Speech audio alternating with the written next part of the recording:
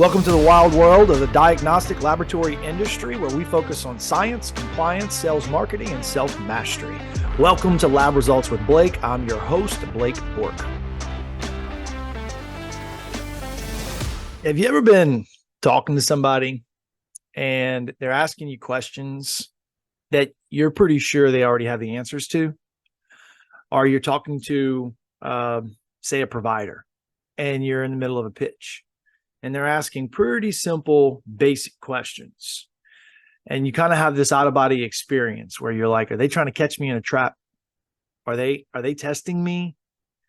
The simple answer is yes, they are. And I hope you pass the test by telling the truth. All day long, every single day, I hear and see salespeople over-exaggerate the truth and outright lie about what their laboratory is capable of.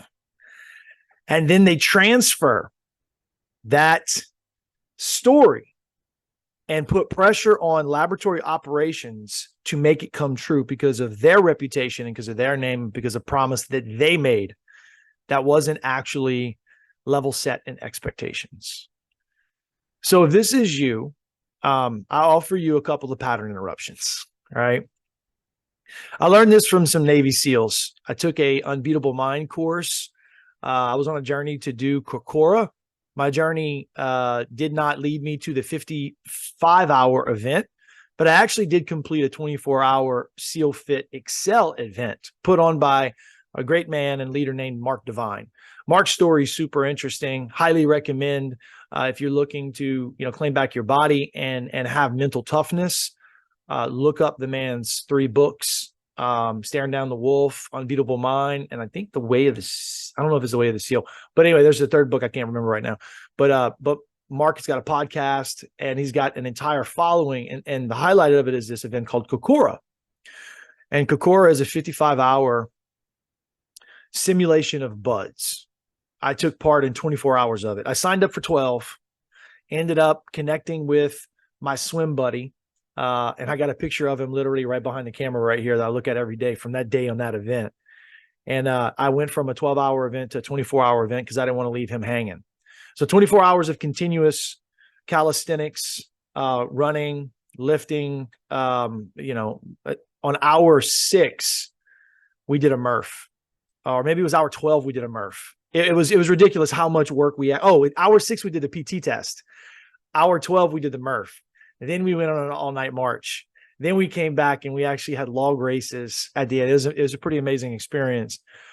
But what I learned in that entire process, I could sum it in the most important thing was a tactical breath. The big 3 of mental toughness. First thing is connect with your breath. And they talk about a tactical breath being taking your tongue and planting it on the roof of your mouth and breathing in and out. Something about the tongue on the roof of the mouth changes the blood flow in the brain, allows you to deliver more oxygen to the brain. So the first thing, if you want to calm your nerves and your anxiety, and this is all about arousal control. Let's revisit our situation. Doctor is asking you questions. You're not sure of the answers. You're afraid that your answers are going to lead them to not wanting to do business with you. Instead of discussing the hard truth or saying, I don't know, you're contemplating in this moment, opting to tell stories, opting to take the easy way out, not having to face the hard reality that you're not prepared to answer these questions or your laboratory is not prepared to do the business. And so you're thinking about lying. You're thinking about telling a story that sounds good.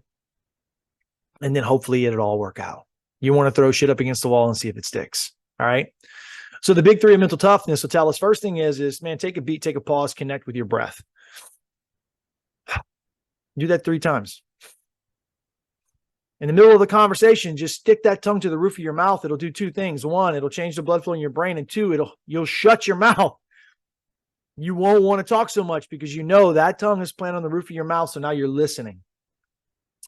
Second piece is to maintain positivity. So don't go into a negative place with your thoughts. Don't go into a negative place with your mindset. You want to maintain positivity and stay inside of that frame where things are going to work out. This guy's not accusing you. He doesn't think you're a fraud. You don't have imposter syndrome. It's all positive.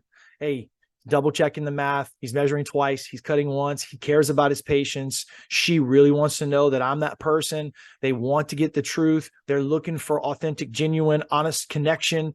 Like, they're not here to accuse me or to make fun of me or to reject me, right? One of the biggest reasons why we lie and why we cover up is because of our fear of rejection, something rooted in our childhood trauma, right? The way we grew up. And so take that label off of you, right? They're not trying to reject you. They are supposed to ask you challenging questions because they want to make sure that they don't let a wolf into their sheep pen.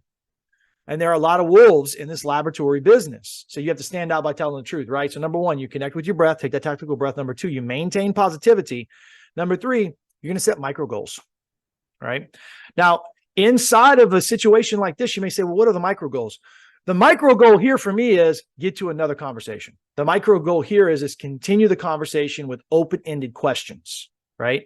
So if you're not prepared to ask open-ended questions, I'm releasing a training very soon that's going to have 100 clinical questions. I think I'm going to call it questionology, because it's all about the ologies of the lab business and the best questions to ask gatekeepers and providers with clinical case studies to be able to actually have proof that this stuff will work and real patient examples. But it's the questions that keep the conversation going. So when they're asking you questions, it's okay to ask them a question back. It's okay to ask a clarifying question. And it's okay to say, I don't know. So you'll set micro goals. Inside of that conversation, inside of that event, you're going to go into it knowing, hey, what's my target? What's my number one target for the outcome of me going into this? If it's a cold call, it should be to turn it warm. It should be to get an idea of who they're using, why they're using it, what's important to them. Any information I can pull from the gatekeeper that's going to prepare me. I go in assuming I'm going to be able to talk to a provider. Maybe not today, but sooner or later. And so all I'm trying to do is collect information from every single person in the clinic. I'm collecting information from patients. If I'm sitting in the waiting room, I'm talking to patients about the doctor, the personality, what they treat, who they are, insurances that they collect, how you feeling, like whatever. I'm going to strike up a conversation with the gatekeeper up front. I'm going to be friendly. I'm going to be warm. I'm building rapport. I need them to know that I'm a real person. I want it to be at a human level. I want to ask them about their day. Hey, busy. I get it. You get a lot of patient phone calls here. Are they normally complaining about high bills?